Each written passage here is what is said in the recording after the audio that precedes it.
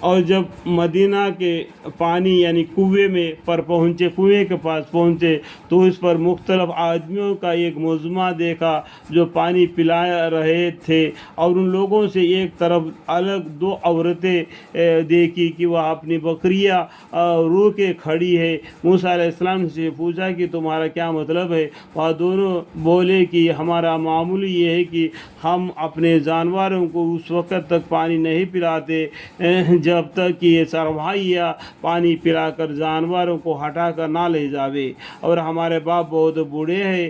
بس یہ سن کر موسیٰ علیہ السلام نے ان کے لیے پانی کھینچ کر ان کے جانوروں کو پلایا، پھر وہاں سے ہٹ کر سایہ میں جا بیٹھے، پھر جناب باری میں دعا کی۔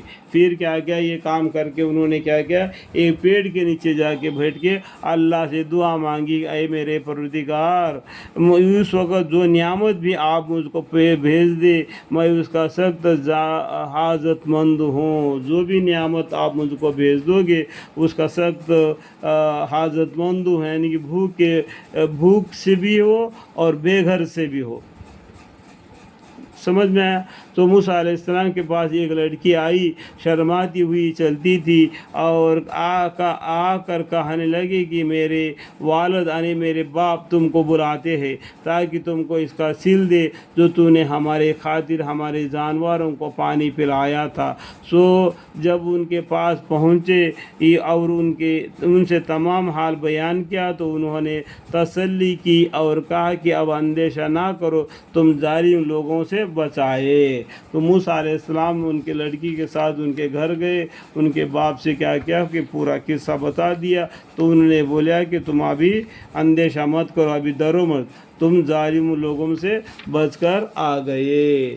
پھر ایک لڑکی نے کہا کہ ابا جان آپ ان کو نوکر رکھ لیجئے، کیونکہ اچھا نوکر وہ شخص ہے جو مضبوط ہو اور امانت دار بھی ہو۔ اور وہ بزرگی موسیٰ علیہ السلام سے کہنے لگی کہ میں چاہتا ہوں کہ ان دونوں لڑکیوں میں سے ایک کو تمہارے ساتھ بیاہ دوں، اس شرط پر کہ تم 8 سال میری نوکری کرو۔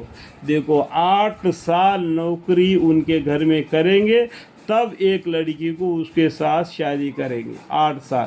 پھر اگر تم 2 سال پورے کر دو تو یہ تمہاری طرف سے احسان ہے، اور 2 سال مطلب کیا 10 سال، 10 سال ان کے گھر میں نوکری کرنے کا تو ایک لڑکی کو ان کے ساتھ نکاح دیں گے۔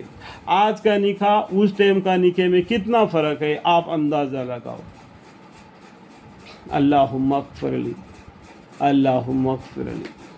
اور میں اس معاملہ میں تم پر کوئی مشقت ڈالنا نہیں چاہتا، اور تم مجھ کو انشاءاللہ تعالیٰ خوش معاملہ پاؤ گے۔